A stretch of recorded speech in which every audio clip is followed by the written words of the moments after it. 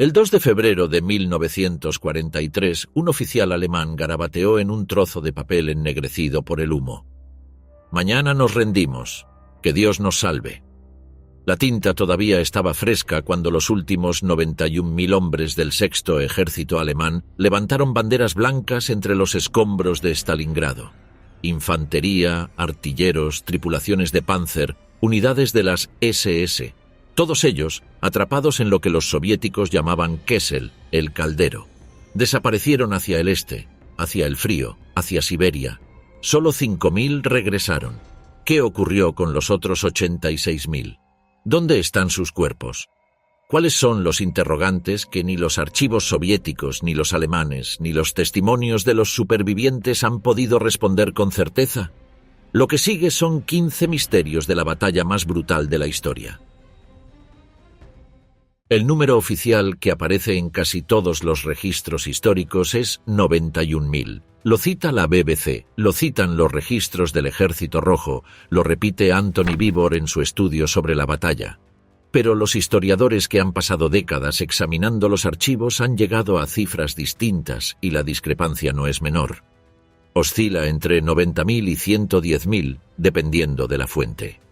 El historiador alemán Rüdiger Overmans, del Instituto de Historia Militar de Potsdam y autor de Soldaten hinter Stacheldraht, publicó en la revista Damals, en junio de 2001, una conclusión que sacudió la historiografía del período. De los 110.000 soldados alemanes capturados en Stalingrado, según algunas fuentes, solo aproximadamente 5.000 regresaron a casa después de la guerra. Esto significaría una tasa de mortalidad en cautiverio cercana al 95%, la más alta de cualquier grupo de prisioneros de guerra en el conflicto. ¿Por qué difieren los números? La respuesta tiene varias capas. Primero, el colapso del sexto ejército no ocurrió en un solo momento ni en un solo lugar. El general Feldmarschall Friedrich Paulus, recién ascendido ese mismo día por Hitler en un gesto que equivalía a pedirle que muriera en el cargo, se rindió el 31 de enero de 1943, cuando tropas del 64º Ejército Soviético bajo el mando del general Mikhail Shumilov lo localizaron en el sótano del edificio Univermag, los almacenes centrales de Stalingrado. Pero los combates en el sector norte del cerco no cesaron hasta el 2 de febrero. Entre esas 48 horas, miles de soldados murieron, huyeron o simplemente quedaron enterrados bajo los escombros sin ser contabilizados por ninguno de los dos bandos. Segundo, entre 15.000 y 20.000 de los hombres que se rindieron estaban ya moribundos en el momento de la capitulación, heridos sin tratar, con gangrena, congelados, en shock séptico severo. Muchos murieron durante las primeras horas del cautiverio, antes de llegar a ningún campo de tránsito. ¿Se cuentan entre los capturados? Los registros soviéticos los incluyen. Las listas alemanas posteriores de desaparecidos no siempre distinguen entre muertos en combate y muertos en cautiverio temprano. Tercero, el sistema soviético de recepción de prisioneros, gestionado por el NKVD, el organismo de seguridad del Estado, colapsó bajo el peso de tantos hombres llegando simultáneamente. Las fichas de registro eran incompletas, a veces ilegibles, frecuentemente perdidas. En el campo de tránsito de Beketovka, al sur de Stalingrado, los soviéticos improvisaron una instalación para retener a decenas de miles de prisioneros en condiciones para las que ni siquiera tenían infraestructura básica. La brecha entre los 91.000 de los registros soviéticos y las cifras alemanas de desaparecidos nunca se cerró del todo. La Comisión Maschke, establecida por el gobierno de la República Federal de Alemania Occidental para investigar el destino de los prisioneros alemanes tras la guerra, publicó su informe en 1974 concluyendo que aproximadamente 1,2 millones de militares alemanes reportados como desaparecidos probablemente murieron como prisioneros de guerra, incluidos 1,1 millones en la Unión Soviética. ¿Dónde están los registros de los primeros días? En archivos rusos que todavía no están completamente accesibles para los investigadores occidentales. Eso es el primer misterio, pero hay 14 más. Había temperaturas de menos 40 grados centígrados, a veces menos. Los prisioneros salieron de las ruinas de Stalingrado envueltos en andrajos, muchos de ellos sin abrigos, sin botas que no se hubieran desintegrado semanas antes, con pies negros de congelación y estómagos vacíos desde noviembre. La ración diaria dentro del cerco había caído a menos de 200 gramos de pan negro y una sopa aguada. Algunos llevaban semanas raspando granos de trigo congelados de los escombros para sobrevivir. La marcha hacia los campos de tránsito debería haber sido el comienzo del cautiverio. Para decenas de miles fue el final. El colapso físico de los hombres no comenzó en la marcha. Comenzó semanas antes, dentro del cerco, cuando las raciones cayeron a niveles incompatibles con el esfuerzo de combate. El historiador Anthony Beevor, en su estudio sobre la batalla, documenta que para enero de 1943, el Sexto Ejército repartía entre 50 y 75 gramos de pan diarios a sus soldados en los sectores más castigados. Quienes llegaron a la capitulación caminando por su propio pie eran, según los registros médicos soviéticos del campo 108 de Beketovka, hombres con un peso corporal promedio de entre 40 y 45 kilogramos. Hombres adultos reducidos a la mitad de lo que deberían pesar. Sus sistemas inmunológicos habían colapsado, sus músculos se habían canibalizado para mantener los órganos. La marcha les pedía un esfuerzo que sus cuerpos sencillamente no podían sostener. Los registros soviéticos consultados por investigadores como Andreas Hilger, autor de Deutsche Kriegsgefangene in der Sowjetunion 1941 a 1956, estiman que entre 30.000 y 35.000 prisioneros murieron durante las marchas de los primeros meses de 1943. Muertos en los campos de nieve de las estepas, abandonados en las cunetas cuando ya no podían caminar, fusilados por los guardias cuando se rezagaban. Los cuerpos se quedaban donde caían. Las tormentas de nieve los cubrían en horas. La ruta de las columnas no era una sola. Los prisioneros fueron divididos desde el primer día en grupos según donde los habían capturado y qué unidad los custodiaba. Algunos marcharon directamente hacia Beketovka, al sur de la ciudad, a entre 10 y 15 kilómetros de las últimas posiciones de combate. Otros fueron dirigidos hacia puntos de concentración más lejanos al norte o al este, recorriendo distancias de entre 30 y 80 kilómetros a pie antes de llegar a una instalación de tránsito. Esos 80 kilómetros, en menos de 40 grados bajo cero, sin comida, sin calzado adecuado, con heridas sin tratar, mataban con la eficiencia de una sentencia de muerte diferida pocas horas. La ruta de la sopa líquida. Así llamaron algunos supervivientes al trayecto. Si había suerte, en un punto intermedio del camino esperaba un barril de agua caliente sucia con un poco de harina disuelta. 1 litro de líquido con quizás 150 calorías. Luego continuaban. Las columnas se extendían kilómetros en la nieve, con los guardias soviéticos a los lados y en la retaguardia, ellos mismos exhaustos y con hambre, sin instrucciones claras sobre qué hacer con los hombres que caían. Pero aquí está el misterio. Los archivos del NKV de ese periodo presentan lagunas sistemáticas precisamente en las semanas de enero y febrero de 1943. Las listas de fallecidos en tránsito son incompletas. La Dirección Principal para Prisioneros de Guerra e Internados, la agencia soviética responsable de gestionar a los cautivos, recibió instrucciones de registrar las muertes, pero los sistemas de registro simplemente no existían todavía para una afluencia de esta magnitud. Un historiador que trabajó con fuentes del archivo de Volgogrado señala que los formularios de registro de bajas de tránsito para las primeras semanas de febrero de 1943 estaban en blanco en su mayor parte. Los encargados administrativos simplemente no tenían tiempo, personal ni materiales para llevarlos. ¿Los guardias llevaban cuenta de quién caía? Algunos sí, la mayoría no. Las razones eran prácticas. Los propios guardias estaban exhaustos, hambrientos, con temperaturas a las que un hombre podía morir en cuestión de horas si se detenía demasiado tiempo. Un testigo soviético, el sargento Dmitry Konov, cuyo hermano había muerto en los combates de Stalingrado, recordó décadas después haber visto columnas de prisioneros que se iban despegando del grupo como hojas en otoño, sin que nadie detuviera la marcha para atenderlos. La logística soviética, diseñada para manejar decenas de prisioneros y de repente confrontada con decenas de miles, se quebró en los primeros días. Un informe del NKV, fechado el 10 de febrero de 1943, citado en la compilación de documentos Stalingradskaya Epopeya publicada en Moscú en 2000, reconoce explícitamente que Los campos de tránsito no tienen capacidad ni provisiones suficientes para recibir el volumen de prisioneros entrante y solicita autorización para redistribuirlos urgentemente hacia el interior. La autorización llegó tarde. Muchos prisioneros permanecieron días en instalaciones de tránsito improvisadas que eran poco más que cercados al aire libre donde los hombres morían parados.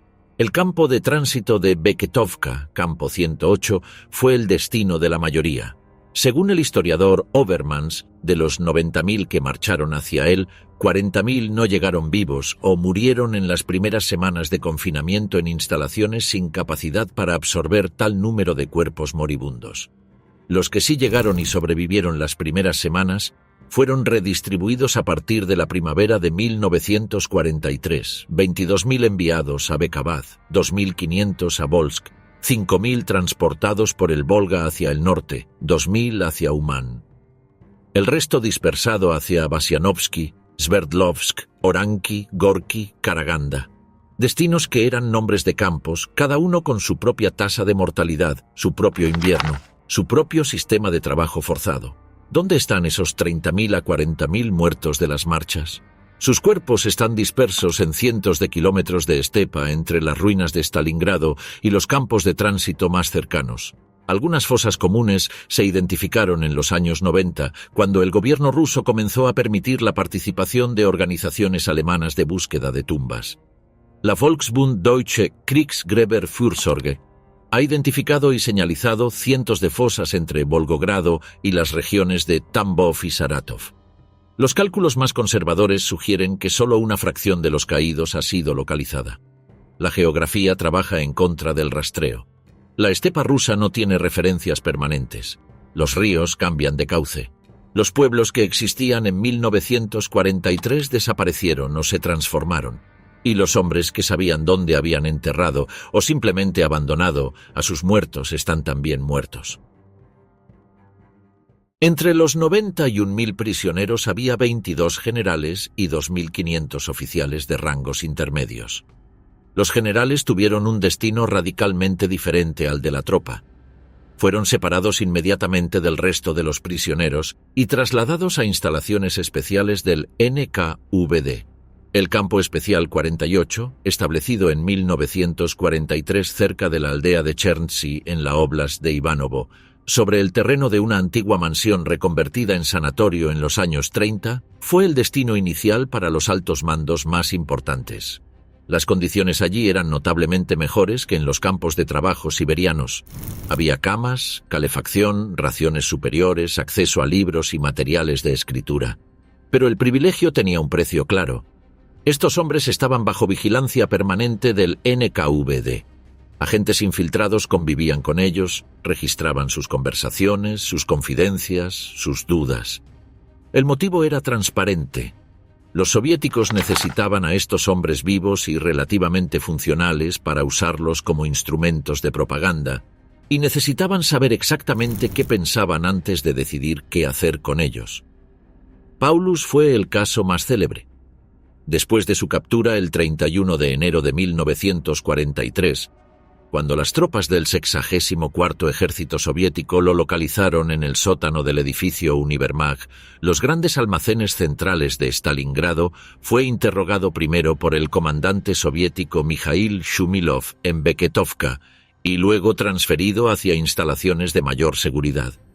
Rehusó suicidarse, desafiando la expectativa implícita de Hitler, quien había repetido públicamente que ningún generalfeldmarschall alemán había sido capturado vivo y que Paulus entendería lo que eso significaba. Paulus no lo entendió, o no quiso entenderlo. Lo que siguió es uno de los procesos psicológicos mejor documentados del cautiverio. El informe del NKVD del 4 de febrero de 1943, publicado en Field Marshal Paulus in Captivity, NKVD Files y accesible en el sitio de historia militar allworldwars.com, describe en detalle una reunión entre Paulus y otros generales capturados, identificados nominalmente, el Generalleutnant Alexander Edler von Daniels, el Generalleutnant Hans Heinrich Sixt von Arnim, el Generaloberst Walter Heitz, el coronel Wilhelm Adam. Los agentes del NKVD colocados en la habitación registraron fragmentos de sus conversaciones. Los generales debatían en voz baja el significado de su rendición, la responsabilidad de Hitler, las posibilidades de que Alemania ganara la guerra. Lo que reportaron los agentes sugiere que la mayoría ya tenía profundas dudas sobre el régimen, pero todavía no estaban listos para convertirlas en acción. El general Arthur Schmidt, jefe de Estado Mayor de Paulus en Stalingrado, fue aislado deliberadamente de Paulus por orden del NKVD para evitar que coordinaran sus respuestas durante los interrogatorios. Los documentos desclasificados indican que Schmidt se negó a colaborar con el alcance con que lo hizo Paulus, manteniendo una lealtad al régimen que sus interrogadores soviéticos encontraron frustrante, pero también reveladora sobre las divisiones internas entre los oficiales capturados. El NKVD fue fundado el 12 de julio de 1943 en Krasnogorsk. Su liderazgo consistía en 38 miembros, 28 prisioneros de guerra de la Wehrmacht y 10 comunistas exiliados.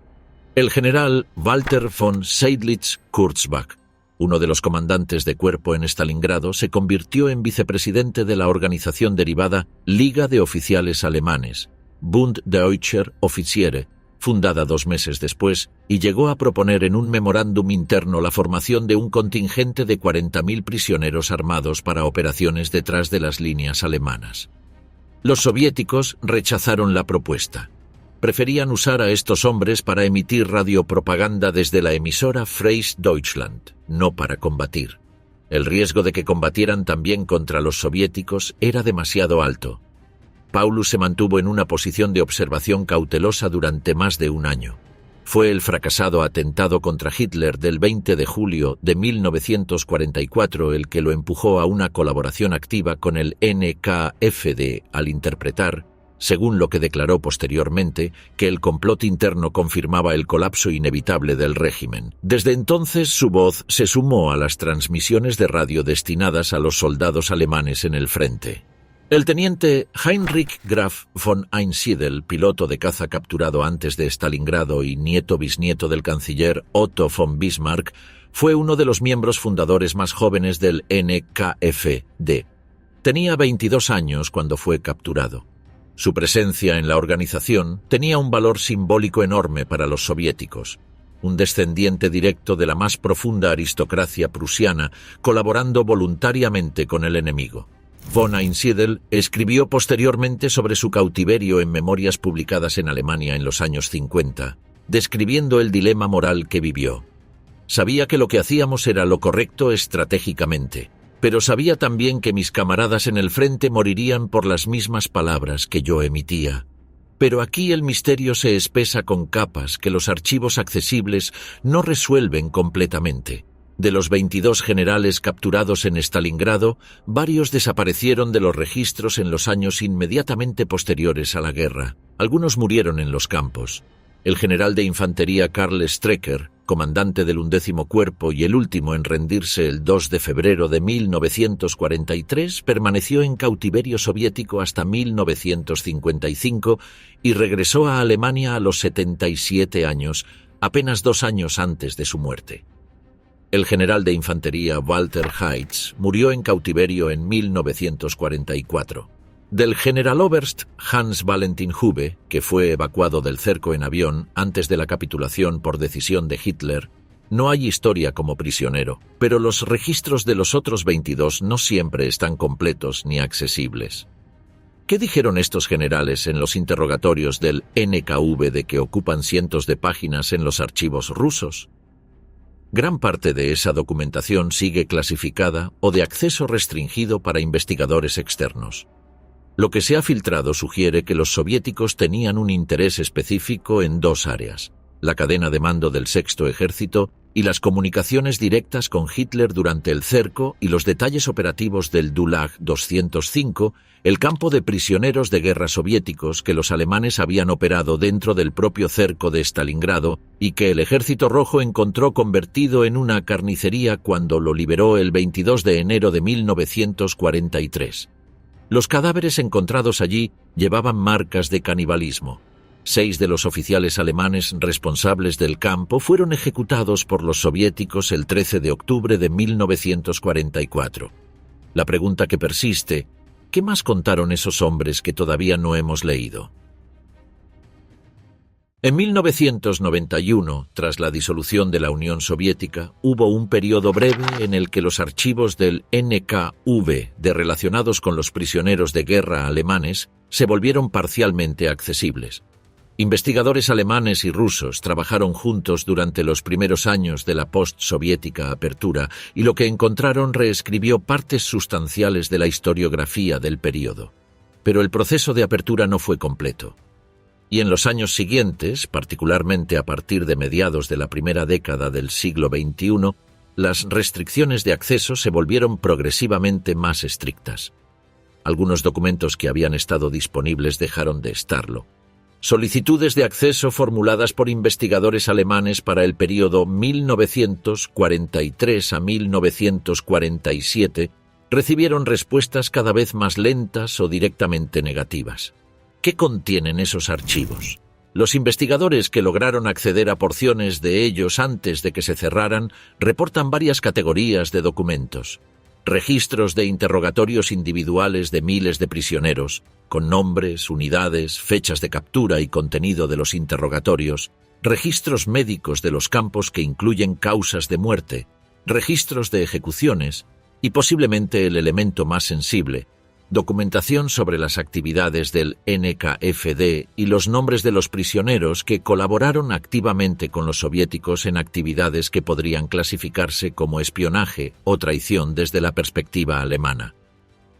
La organización alemana, Cruz Roja de búsqueda de prisioneros de guerra, el Suchdienst del DRK, estima que todavía hay más de 1 millón de militares alemanes desaparecidos en la Segunda Guerra Mundial cuyo destino final no se ha podido establecer con documentación.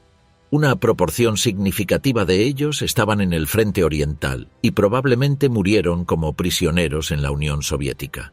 Los historiadores rusos que han trabajado en el tema, como Elena Shmarayeva, señalan que parte de los archivos permanece clasificada no por razones de seguridad nacional contemporánea, en el sentido tradicional del término, sino porque revelarían la magnitud de las violaciones del Convenio de Ginebra cometidas por los soviéticos con los prisioneros alemanes, algo políticamente delicado incluso hoy en el contexto de la narrativa oficial rusa sobre la Gran Guerra Patria.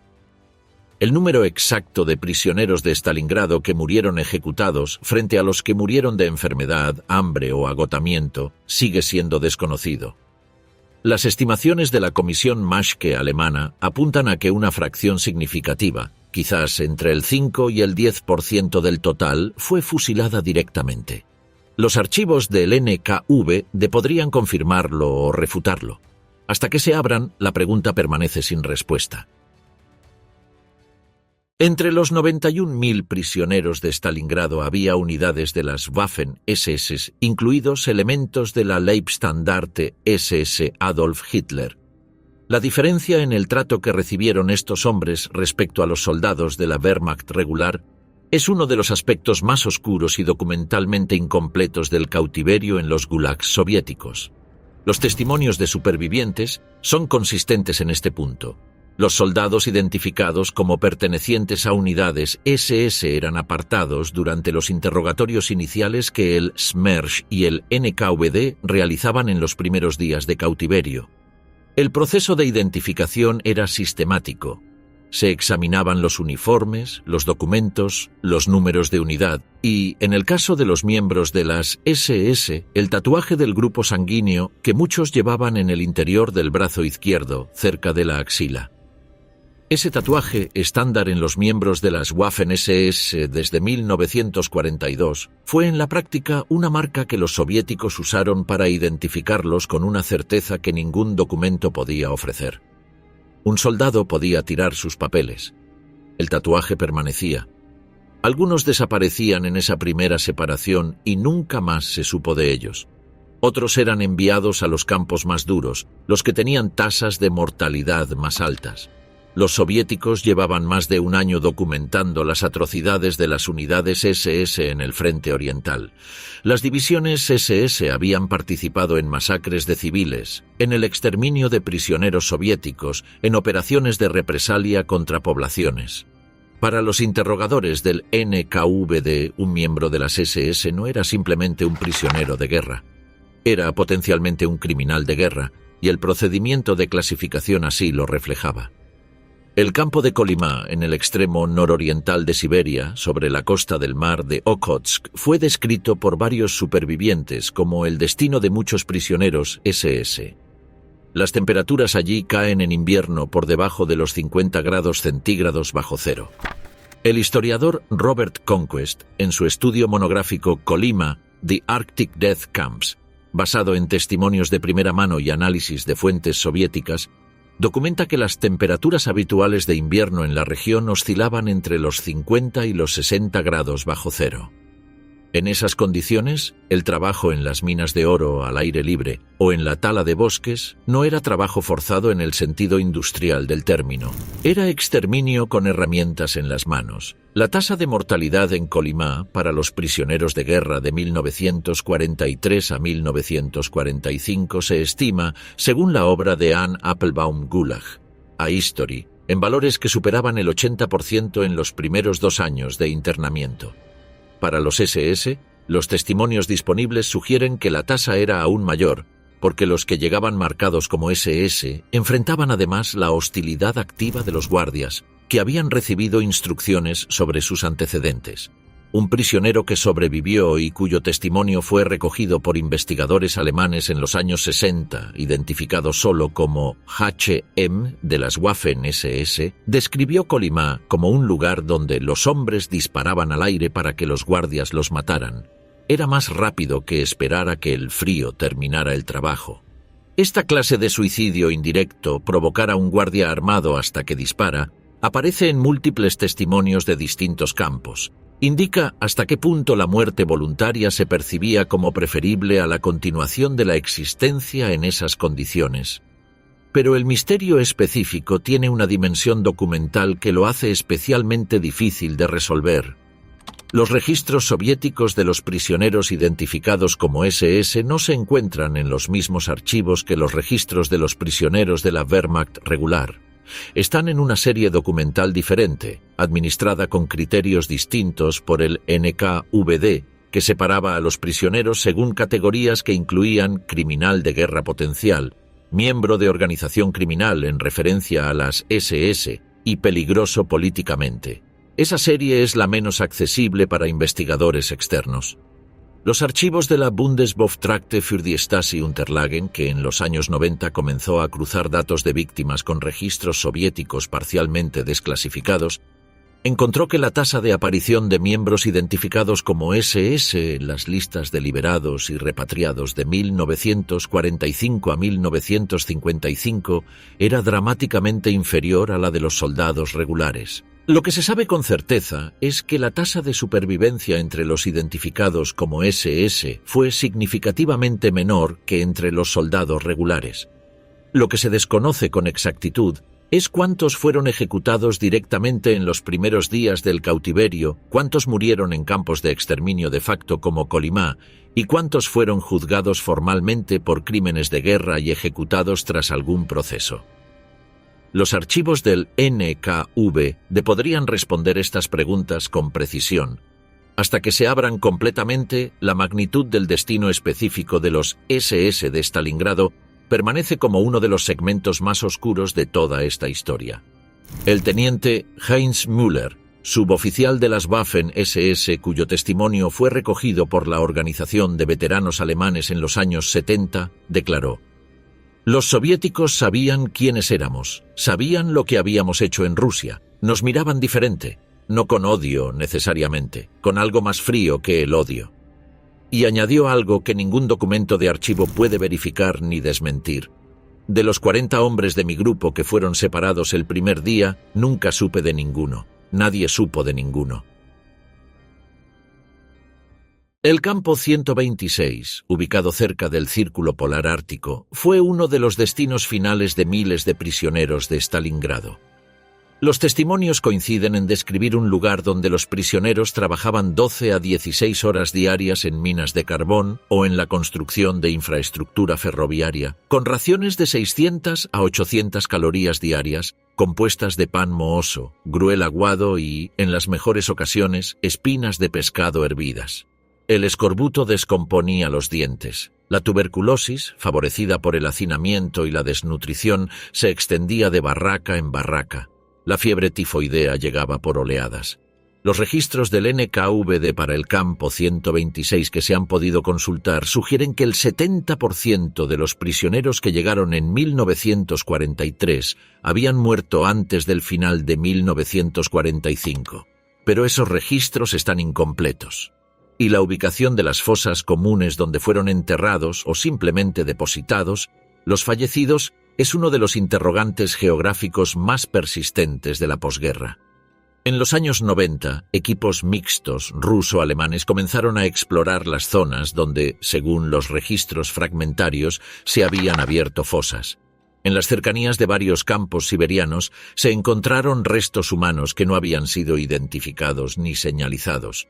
Algunos portaban objetos personales, fichas militares alemanas, anillos de matrimonio con inscripciones en alemán. Pero la escala del problema supera la capacidad de investigación disponible. Hay un detalle que aparece en varios testimonios y que los investigadores han encontrado consistente. En muchos campos, cuando morían los prisioneros en los meses más fríos del invierno, los cuerpos no eran enterrados inmediatamente. El suelo estaba congelado a varios metros de profundidad y no se podía excavar. Los cuerpos se apilaban fuera de las barracas, a veces formando estructuras de varios metros de altura, y permanecían allí hasta la primavera, cuando el deshielo permitía cavar. Para entonces, la confusión sobre la identidad de cada cuerpo era total. El antiguo sargento Carl Fischer del Sexto Ejército, en su testimonio recogido décadas después, describió haber visto en el invierno de 1943 a 1944 una pared de hombres congelados apilados como leña, con los brazos y piernas en ángulos imposibles, sus caras congeladas en expresiones que no eran ni paz ni dolor, sino simplemente el final de cualquier expresión. El número exacto de fosas comunes en los territorios de la antigua Unión Soviética que contienen restos de prisioneros alemanes de Stalingrado es desconocido. Las estimaciones de la Volksbund Deutsche Kriegsgräberfürsorge hablan de cientos de sitios sin identificar.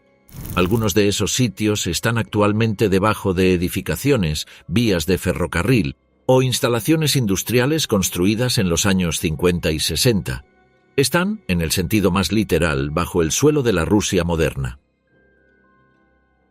El 12 de julio de 1943, en el campo de Krasnogorsk, a las afueras de Moscú, se fundó formalmente el Nationalkomitee Freies Deutschland, el Comité Nacional para una Alemania Libre. Su presidente nominal era Erich Weinert, poeta comunista alemán exiliado en la Unión Soviética. Su motor real era la Liga de Oficiales Alemanes, el Bund Deutscher Offiziere, fundada 2 meses después y presidida por el general von Seydlitz. El liderazgo del NKVD al momento de su fundación consistía en 38 miembros, 28 prisioneros de guerra de la Wehrmacht y 10 comunistas exiliados. ¿Qué hacía el NKVD? Emitía programas de radio a través de la emisora Freies Deutschland dirigidos a los soldados alemanes en el frente, instándolos a desertar o rendirse. Distribuía millones de panfletos. Desplegaba altavoces en el frente para transmitir mensajes de oficiales capturados a sus antiguos camaradas. El general Paulus, tras el fracasado atentado contra Hitler del 20 de julio de 1944, que consideró la confirmación del colapso del régimen, se sumó activamente a estas actividades. Pero aquí está el misterio que persiste décadas después. ¿Cuántos de los aproximadamente 2.000 prisioneros de Stalingrado que participaron en el NKVD o en actividades de propaganda soviética regresaron a Alemania? ¿Cómo fueron recibidos? ¿Qué consecuencias legales enfrentaron? La respuesta es profundamente incómoda, y los archivos que la documentan están dispersos entre los fondos del Ministerio Federal de Justicia alemán, el Archivo Federal alemán y los fondos del NKVD soviético. Lo que se sabe En Alemania Occidental, varios regresados que habían colaborado con el NKF enfrentaron investigaciones por traición. Algunos fueron procesados. En la mayoría de los casos, los procesos se abandonaron o terminaron en absolución por falta de pruebas o por el expediente de que las acciones se habían realizado bajo coacción, argumento que era verdadero en algunos casos y conveniente en otros. En Alemania Oriental, los que regresaban con credenciales de colaboración activa con el régimen soviético eran en cambio bienvenidos. Algunos ocuparon puestos en la nueva estructura estatal de la RDA. El propio Paulus vivió en Dresde, en la parte oriental, hasta su muerte en 1957. Von Seydlitz tuvo un destino más tortuoso. Condenado a muerte in absentia por un tribunal militar alemán en 1944, esa condena fue anulada por un tribunal de Hamburgo en 1956. Retornó a la República Federal, pero vivió en una especie de purgatorio social. Demasiado colaboracionista para los veteranos de la Wehrmacht, demasiado general nazi para los comunistas. Murió en Bremen en 1976. En sus últimas entrevistas todavía debatía si había tomado la decisión correcta. ¿Cuántos regresados escondieron deliberadamente su colaboración con los soviéticos? ¿Cuántos de los hombres que en los años 50 se reintegraron como vendedores, maestros, empleados de banco, habían pasado años transmitiendo propaganda contra Alemania desde emisoras siberianas?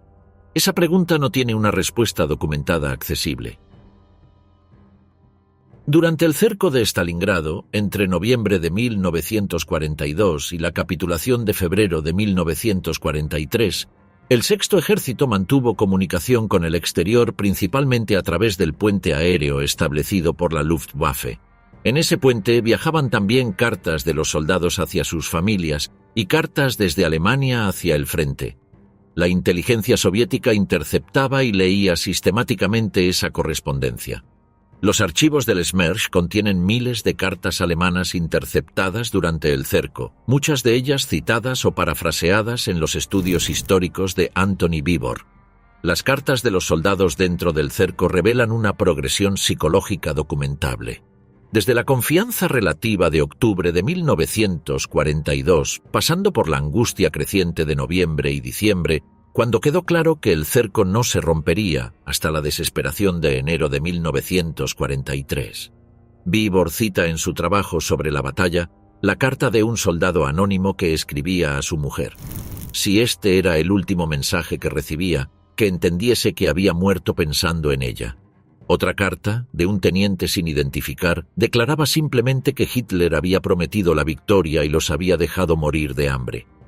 Pero el misterio no está en las cartas que llegaron. Está en las que no llegaron y en la mecánica deliberada que las detuvo. La Oficina Principal de Seguridad del Reich, el RSHA, dictó una orden que el historiador Frank Bies documenta en su estudio sobre el regreso de los prisioneros de guerra alemanes. Toda la correspondencia procedente de campos de prisioneros de guerra soviéticos debe ser retenida por la Oficina de Censura por razones de política estatal y remitida al RSHA para evaluación posterior. Decenas de miles de cartas interceptadas nunca fueron entregadas a sus destinatarios, no porque los soviéticos no las enviaran, sino porque el propio régimen nazi las detenía en la frontera de su propio sistema postal. El razonamiento de Goebbels era cínico y está parcialmente documentado en sus diarios. El 18 de febrero de 1943, apenas 16 días después de la capitulación de Stalingrado, Goebbels pronunció su famoso discurso de la guerra total en el Berliner Sportpalast, ante una audiencia cuidadosamente seleccionada de 14.000 personas. La catástrofe de Stalingrado había tenido que ser reconocida públicamente, algo que el Ministerio de Propaganda había logrado posponer durante semanas a base de comunicados que describían la situación como una defensa heroica.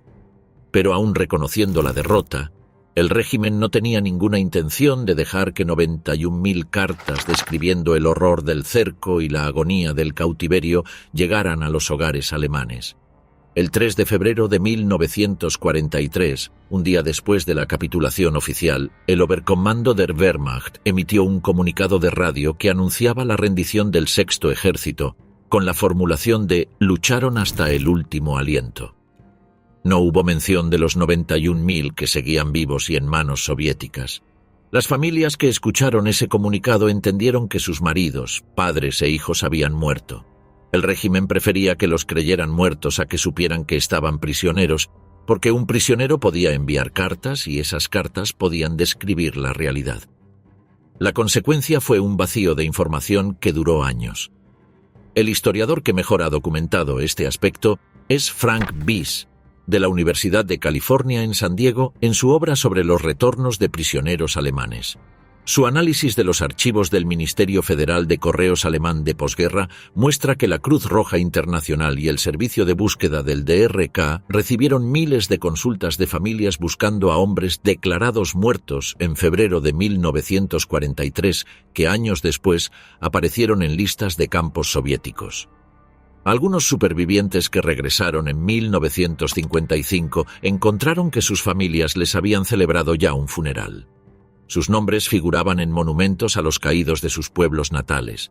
Habían estado vivos durante 12 años mientras sus comunidades los lloraban. La censura postal del RSH no fue el único mecanismo de supresión. El propio sistema de comunicación entre el cerco y el exterior se degradó progresivamente desde diciembre de 1942. Cuando los soviéticos comenzaron a destruir los últimos aeródromos dentro del cerco, la cantidad de correo que podía evacuarse cayó drásticamente. Las prioridades de carga del puente aéreo favorecían las municiones, no las cartas.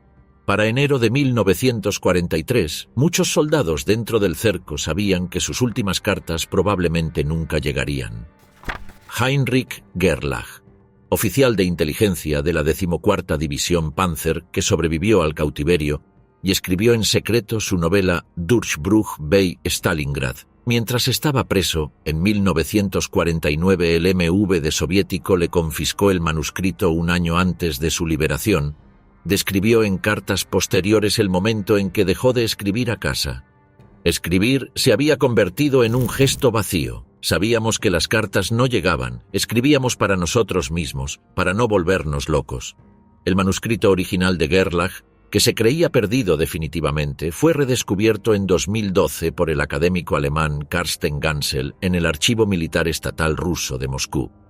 El hallazgo reveló que los soviéticos habían confiscado y archivado sistemáticamente las obras escritas por los prisioneros en los campos, no solo cartas, sino diarios, novelas, memorias. Todo ese material existe en algún lugar de los archivos rusos, y todo está, en su mayor parte, sin catalogar, sin digitalizar y sin acceso. ¿Cuántas familias alemanas recibieron alguna vez una respuesta definitiva sobre el destino de sus familiares? El Suchdienst del DRK, el servicio de búsqueda, recibió durante décadas consultas de familias buscando a hombres de los que no se había sabido nada desde febrero de 1943.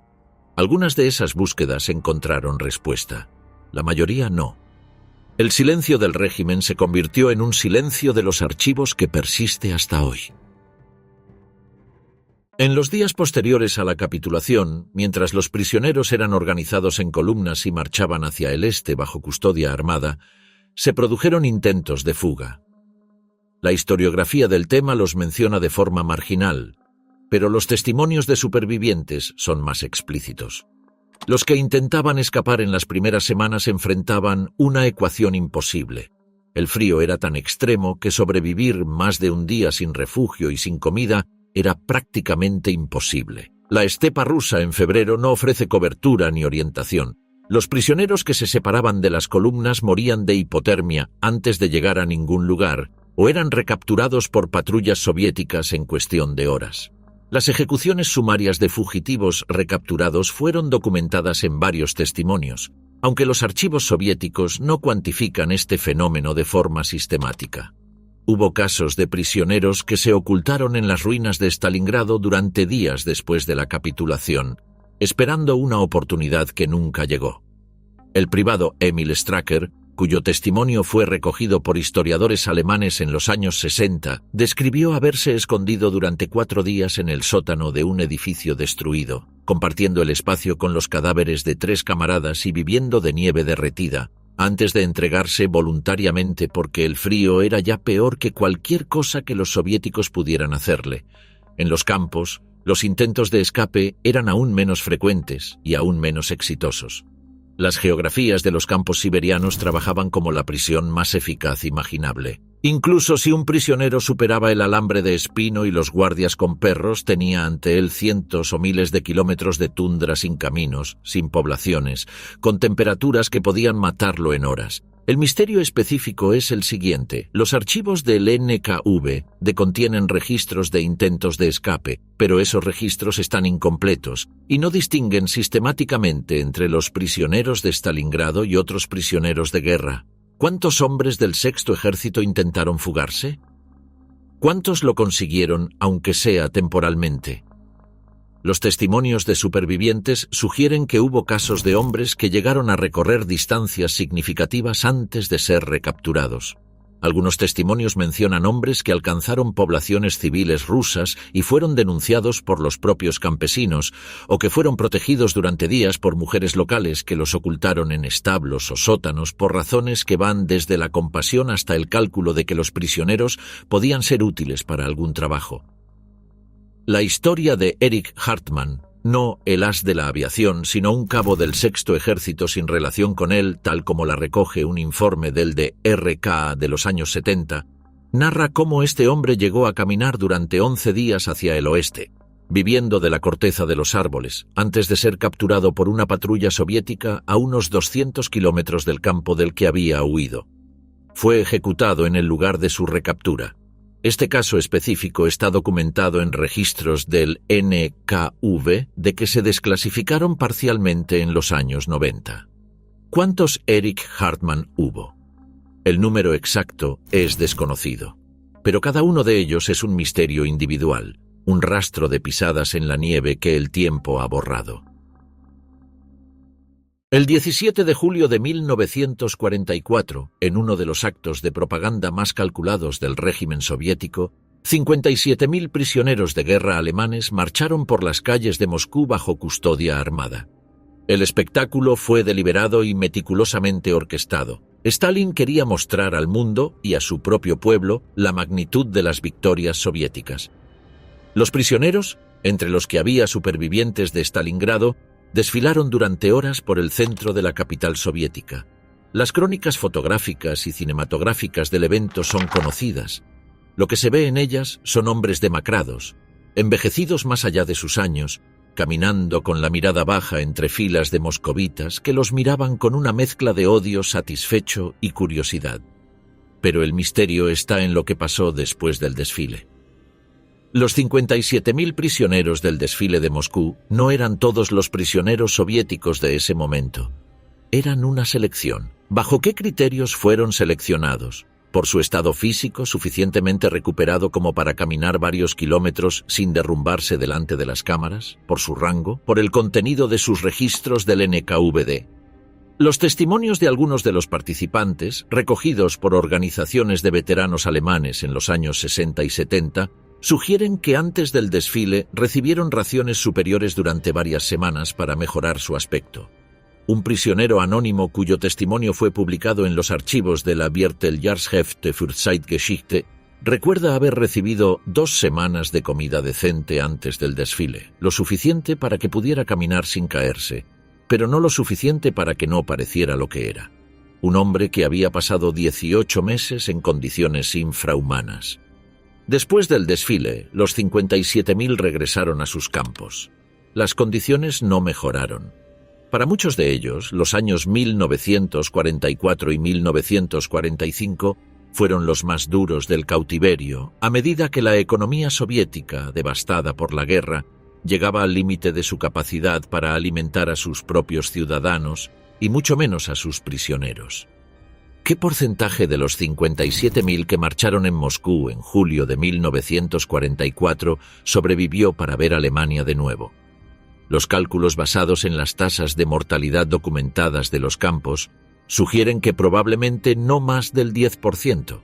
El registro individual de cada uno de esos 57.000 hombres es un documento que, en la mayoría de los casos, no existe o no está accesible. Hacia finales de 1942, el Sexto Ejército alemán incluía en sus filas a soldados que tenían 17 años, algunos que apenas habían cumplido 16.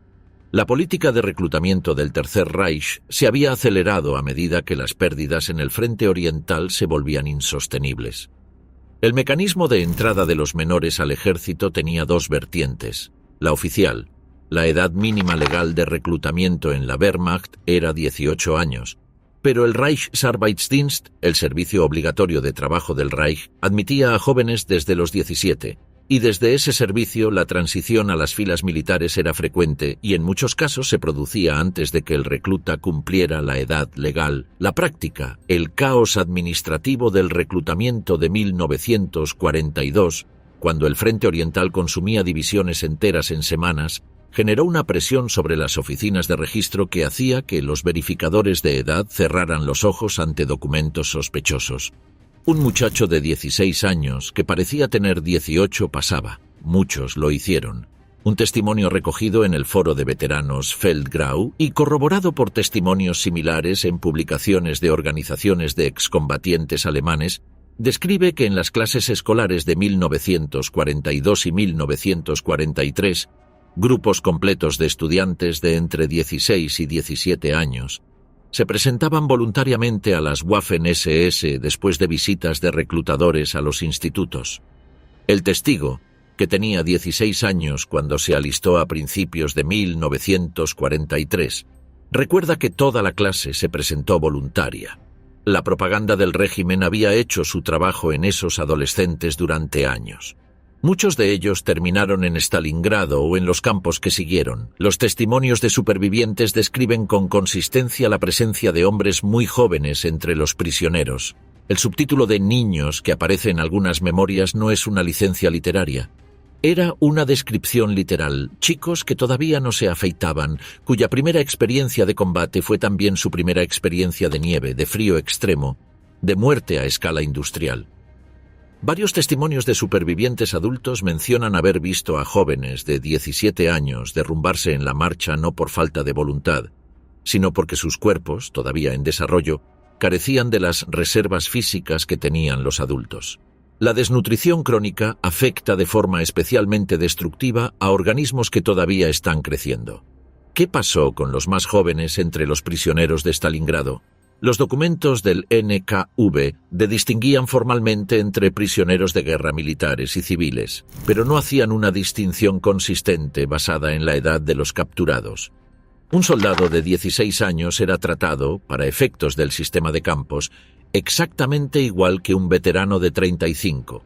Los registros médicos de algunos campos mencionan ocasionalmente la edad de los prisioneros fallecidos. Y cuando un registro indica una edad de 17 o 16, la causa de muerte listada es invariablemente la misma que para los adultos: debilitamiento general, tuberculosis, insuficiencia cardíaca por desnutrición. Hay un elemento adicional que complica el rastreo de forma sistemática. Muchos de los soldados más jóvenes habían declarado edades superiores en sus documentos de incorporación. Un muchacho de 16 que decía tener 18 tenía toda la documentación Wehrmacht a nombre de la edad falsa. Cuando era capturado, su ficha del NKV reflejaba la edad del documento, no la edad real. Sus familias, décadas después, buscaban a un hombre nacido en una fecha que no coincidía con los registros de los campos.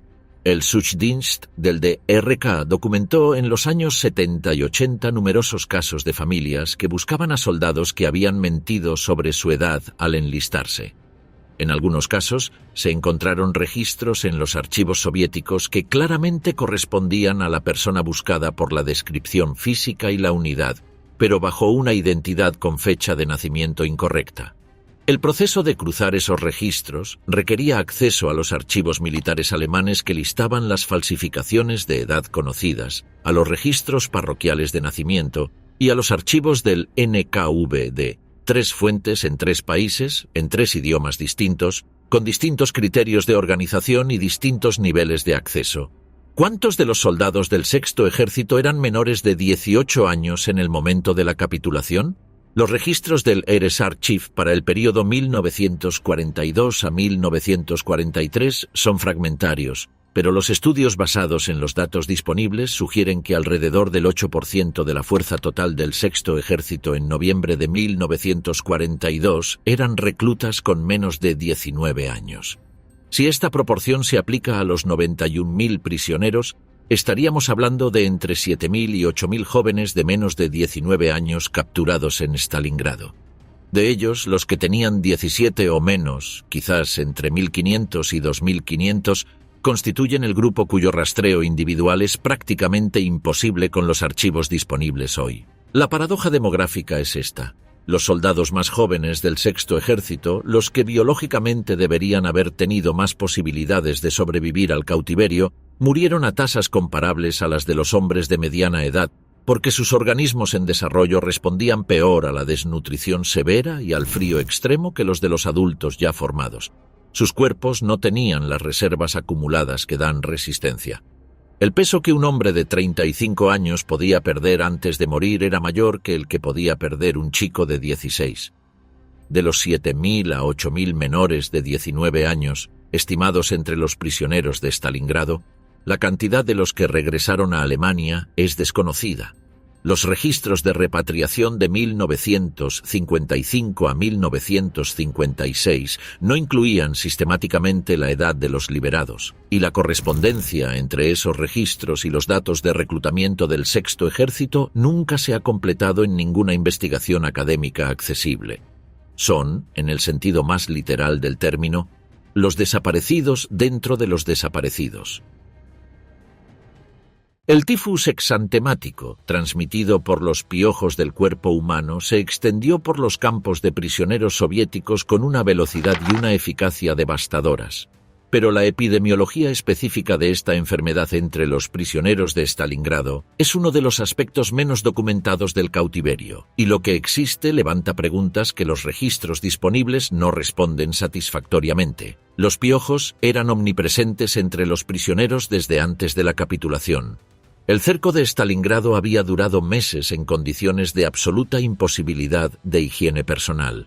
Los hombres vivían en sótanos, en trincheras, en edificios destruidos, sin agua corriente, sin posibilidad de lavarse, acumulando semanas de suciedad sobre los mismos uniformes que ya estaban hechos jirones. Los piojos proliferaban en esas condiciones. Cuando los prisioneros comenzaron a llegar a los campos de tránsito, llevaron consigo la epidemia. Las instalaciones soviéticas, improvisadas y masificadas, no tenían los medios para implementar las medidas de desinfestación necesarias. Los barracones eran de madera sin tratamiento, con plataformas de dormir donde los hombres yacían apretados unos contra otros. El espacio entre dos hombres era el espacio necesario para que un piojo pasara de uno a otro. El tifus tiene un periodo de incubación de entre 7 y 14 días. Cuando aparecen los síntomas, la fiebre sube a 40 grados en horas, el delirio sigue, y en hombres ya debilitados por meses de desnutrición, la tasa de mortalidad sin tratamiento médico adecuado puede superar el 40%. ¿Cuántos prisioneros de Stalingrado murieron de tifus? Los registros de mortalidad de los campos para el período 1943 a 1944 que están disponibles listan el tifus como causa de muerte con más frecuencia que cualquier otra enfermedad. Pero esos registros son incompletos. Y hay un problema metodológico adicional. En los campos donde no había médicos disponibles, que eran la mayoría, las causas de muerte se registraban de forma genérica.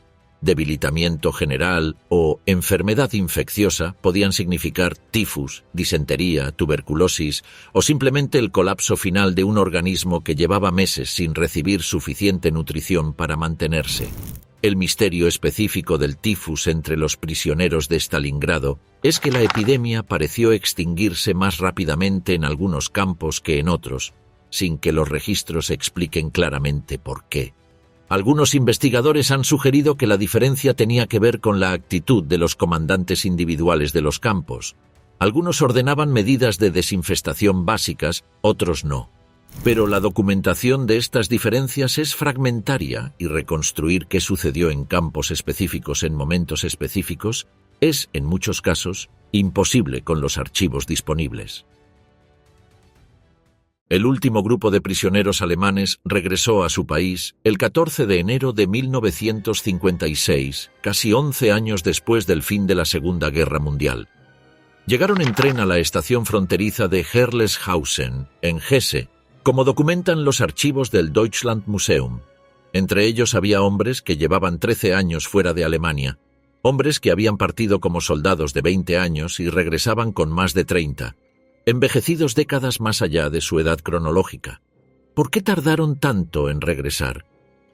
La respuesta oficial, la que dieron los soviéticos en las negociaciones de 1955 en Moscú, donde el canciller Konrad Adenauer había viajado en septiembre de ese año, era que los detenidos más allá de 1950 habían sido condenados como criminales de guerra y estaban cumpliendo condenas legalmente impuestas. Los soviéticos mantuvieron esta posición con inflexibilidad hasta que Adenauer llegó a un acuerdo. A cambio del establecimiento de relaciones diplomáticas entre la República Federal y la Unión Soviética, los soviéticos liberarían a los aproximadamente 10.000 alemanes que quedaban en sus campos. En 1955, 9.626 fueron liberados. El resto llegó en enero de 1956. Pero el misterio está en las capas que hay debajo de la explicación oficial. Primero, los crímenes de guerra por los que supuestamente habían sido condenados estos hombres nunca fueron especificados públicamente de forma individualizada. Algunos habían sido miembros de unidades que cometieron atrocidades documentadas, pero los archivos de los procesos judiciales soviéticos a los que supuestamente habían sido sometidos no se han abierto completamente, y los investigadores que han tenido acceso parcial a esos documentos señalan que muchas de las condenas eran arbitrarias, basadas en denuncias de otros prisioneros o en la mera pertenencia a determinadas unidades militares. Segundo, el número 10.000 que negoció Adenauer en 1955 es probablemente una subestimación de los prisioneros alemanes que todavía estaban vivos en la Unión Soviética en esa fecha. Los investigadores de la Comisión Maschke estimaron que podían ser bastantes más. ¿Qué pasó con los que no fueron incluidos en el acuerdo de 1955? ¿Murieron antes de que llegara la liberación? ¿Siguieron en los campos más allá de 1956? Tercero, hay testimonios, recogidos décadas después por organizaciones de veteranos y por periodistas, de hombres que afirman haber permanecido en campos soviéticos hasta los años 60. Ninguno de estos testimonios ha podido ser completamente verificado con documentación de archivo, pero la ausencia de verificación no equivale a falsedad. El misterio de los supervivientes tardíos tiene también una dimensión psicológica que los propios regresados describieron con consistencia. Muchos de los hombres que regresaron en 1955 y 1956 habían pasado tanto tiempo en la Unión Soviética que hablaban ruso con fluidez, habían desarrollado rutinas adaptadas a la vida en los campos y encontraron la reintegración en la sociedad alemana occidental extraordinariamente difícil. Alemania había cambiado completamente durante su ausencia. Sus familias habían seguido adelante, sus hijos habían crecido sin ellos. Sus mujeres, en algunos casos, se habían vuelto a casar. Un superviviente cuyo testimonio fue publicado en los archivos del Deutsches Historisches Museum describió su regreso en estos términos. Llegué a Herleshausen y no entendí el mundo que vi. Los coches eran diferentes, los precios eran absurdos. Mi hijo tenía 12 años y me miraba como a un extraño, porque era un extraño. La Volksbund Deutsche Kriegsgräberfürsorge, la organización alemana de cuidado de cementerios de guerra, lleva décadas trabajando en territorio ruso para localizar, exhumar, identificar y dar sepultura digna a los restos de soldados alemanes de la Segunda Guerra Mundial. Es un trabajo que combina la arqueología, la genética forense, la investigación histórica de archivo y una paciencia colosal frente a la escala del problema. En la región de Volgogrado, la antigua Stalingrado, hay un complejo de cementerios donde descansan los muertos alemanes de la batalla.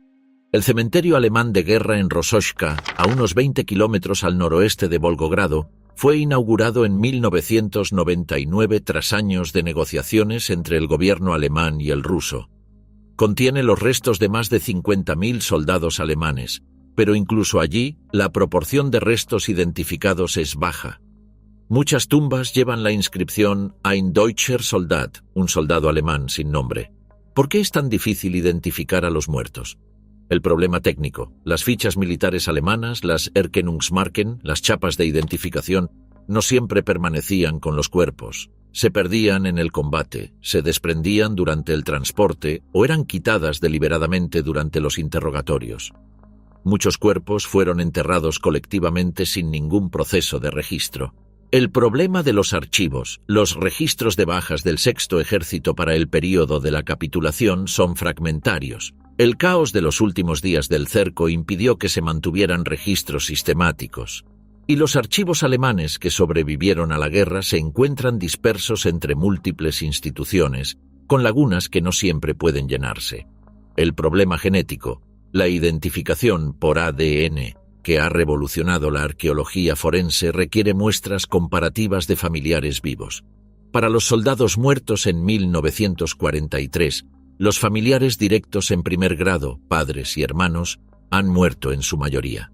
Los descendientes en segundo y tercer grado pueden proporcionar muestras, pero la probabilidad de identificación disminuye con cada generación. Según estimaciones actualizadas de la Volksbund, más de 300.000 soldados alemanes permanecen sin identificar en territorio ruso, sin contar los territorios de las antiguas repúblicas soviéticas. Una fracción de ellos, probablemente entre 50.000 y 80.000, son prisioneros de Stalingrado que murieron en los campos. ¿Sus familias lo saben? En la mayoría de los casos no. El sistema oficial de notificación de bajas del Tercer Reich fue diseñado para ocultar la verdad, no para comunicarla. Las familias que recibieron la notificación de desaparecido en el este en 1943 o 1944 tenían ante ellas un horizonte de incertidumbre que en muchos casos nunca se cerró.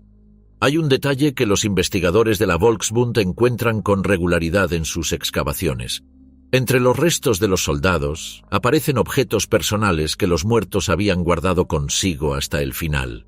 Fotos de familia plastificadas dentro de los uniformes, anillos, rosarios, cartas dobladas muchas veces. Cada uno de esos objetos es la evidencia de una vida que se detuvo en un campo desconocido en algún lugar de Siberia o de las estepas rusas, y de una familia que esperó durante décadas sin saber. De los 5.000 a 6.000 hombres que regresaron de la Unión Soviética entre 1945 y 1956, la gran mayoría eligió el silencio. Durante las primeras 2 décadas después de su regreso, los testimonios públicos fueron escasos, las memorias publicadas fueron raras, las entrevistas con historiadores, excepcionales. ¿Por qué? La respuesta tiene múltiples dimensiones que se superponen, y el misterio específico es que los supervivientes de Stalingrado guardaron un silencio más profundo y más largo que el de los supervivientes de otros desastres militares de la guerra. Primera dimensión: la culpa del superviviente. ¿Por qué ellos y no los otros? Un hombre que regresaba de Siberia en 1955 llevaba consigo el conocimiento de que 85.000 de sus camaradas, hombres con quienes había compartido trincheras, pan, miedo, no habían regresado. Esa disparidad entre su supervivencia y la muerte de los demás no tenía explicación racional satisfactoria. Algunos habían sobrevivido porque hablaban ruso, otros porque tenían una habilidad técnica útil para los soviéticos, otros simplemente por azar. Pero la arbitrariedad de la supervivencia se convierte con facilidad en culpa. Segunda dimensión: el contexto político. En la República Federal de Alemania Occidental de los años 50, la narrativa dominante sobre la guerra tendía a separar a la Wehrmacht del régimen nazi, a presentar a los soldados alemanes como víctimas de Hitler antes que como sus instrumentos. Esta narrativa era políticamente conveniente y psicológicamente protectora. Pero hablar de lo que habían hecho durante la invasión de la Unión Soviética, de lo que habían visto, de lo que habían participado, requería una honestidad que ponía en peligro esa narrativa. Muchos supervivientes habían visto o participado en acciones durante la campaña rusa que eran crímenes de guerra bajo cualquier definición, no necesariamente masacres directas. También el pillaje sistemático de aldeas, la participación en medidas de represalia contra civiles, la indiferencia ante el trato brutal de los prisioneros soviéticos. Hablar de Siberia implicaba hablar también de lo que había precedido a Siberia, y eso era territorio que muchos preferían no transitar.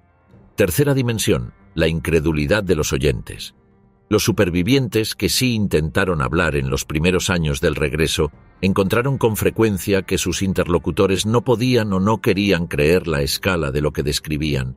Las temperaturas de -50 grados, los cadáveres apilados en invierno, el 90% de mortalidad de algunos campos. Estas cifras y estas imágenes estaban más allá de lo que la experiencia cotidiana de los alemanes de los años 50 podía absorber sin resistencia. Willy Birkemeyer, uno de los supervivientes cuyo testimonio fue recogido en un documental de la BBC sobre el destino de los prisioneros alemanes en la Unión Soviética, lo formuló con una precisión que lo dice todo. Lo peor era que no tenías derechos. Estabas indefenso, expuesto al abuso arbitrario, obligado a someterte a golpizas. Eso era lo peor, lo absolutamente peor. Y luego añadió: cuando volví a casa y lo conté, la gente me miraba como si yo fuera el que estuviera mintiendo. El historiador alemán Rüdiger Obermans, en su estudio sobre los prisioneros de guerra alemanes, señala que el silencio de los supervivientes de Stalingrado es en sí mismo un documento histórico. La ausencia de testimonios tempranos no indica que no hubiera nada que contar, indica que lo que había que contar era demasiado para contarlo en el mundo en el que esos hombres aterrizaron al regresar. El silencio fue roto gradualmente a partir de los años 70, cuando algunos supervivientes comenzaron a publicar memorias o a hablar con investigadores. La mayoría esperó incluso más, y algunos se llevaron su historia a la tumba. ¿Cuánto de lo que saben los supervivientes de Stalingrado murió con ellos sin ser registrado? La respuesta es una cantidad que nunca sabremos calcular. Ese es, quizás, el más permanente de todos los misterios de Stalingrado. El 2 de febrero de 1943 un ejército desapareció, no de golpe, sino en capas. Primero murieron los más débiles, en los días finales del cerco. Luego los que cayeron en la marcha hacia el este. Luego los que llegaron al campo de tránsito de Beketovka y murieron en las primeras semanas de hacinamiento y epidemia.